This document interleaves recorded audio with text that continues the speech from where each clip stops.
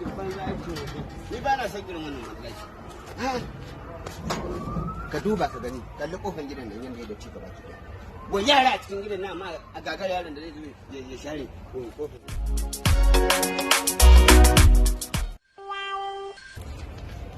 Kan baba?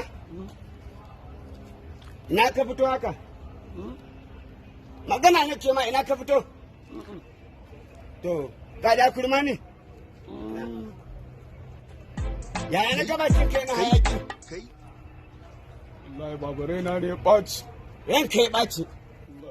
To shiga gida. Zuciyata ta ɓaci. Ka shiga gida ka daka sha ruwan sanyi.